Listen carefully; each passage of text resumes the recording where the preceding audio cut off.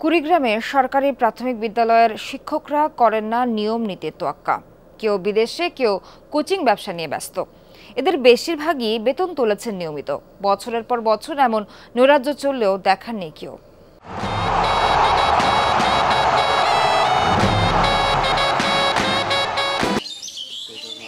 স্কুলে ক্লাস চলছে, কিন্তু শিক্ষক অনুপস্থিত। একদিন দুই দিন নয়, কুড়িগ্রাম সদর উপজেলার যাত্রাপুর ইউনিয়নের কালীর আলগাচর সরকারি প্রাথমিক বিদ্যালয়ের সহকারী শিক্ষক মোখলেসা বেগম ৬ মাস ধরে যুক্তরাষ্ট্রে অবস্থান করছেন।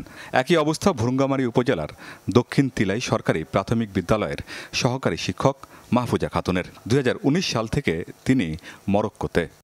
বিদেশ সফরের জন্য ৪৫ দিনের ছুটি নিয়ে বিদেশে যায়। তারপর থেকে এখন অবধি আমি মাহফুজা খাতুনকে স্কুলে দেখিনি। এ বিষয়ে ঊর্ধ্বতন কর্তৃপক্ষের কাছে আবেদন জানাইছি। ঊর্ধ্বতন কর্তৃপক্ষ কী ব্যবস্থা নিলেন সে বিষয়ে আমি অফিসিয়ালভাবে কোনো তথ্য জানি না।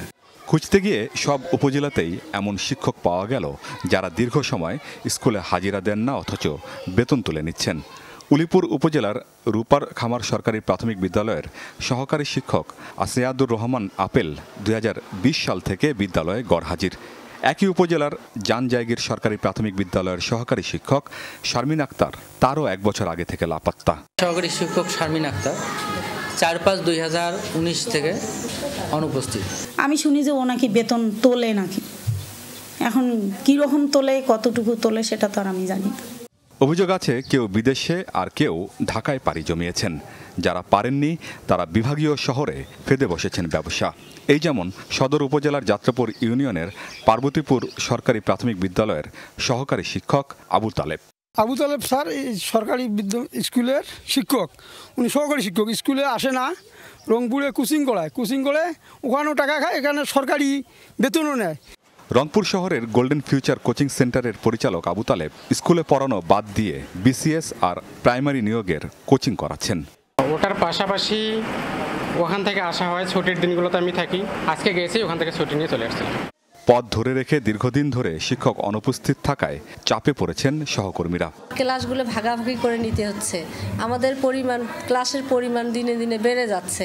৫ বছর হয়ে গেল বিদেশ থাকতেছে, উনি চাকরি করবে না, তারপর ওনার নাম থাকে। সবই জানেন জেলা শিক্ষা অফিসার।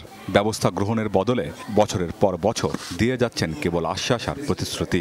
ডিপার্টমেন্টাল প্রসিডিং হবে এবং তাকে বিধি মোতাবেক চাকরি থেকে বরখাস্ত করা হবে। যিনি কোচিং করাচ্ছেন স্কুল ফাঁকি দিয়ে, এই বিষয়ে আমরা তদন্ত করে সত্যতা পেলে তার বিরুদ্ধে বিভাগীয় ব্যবস্থা গ্রহণ করব।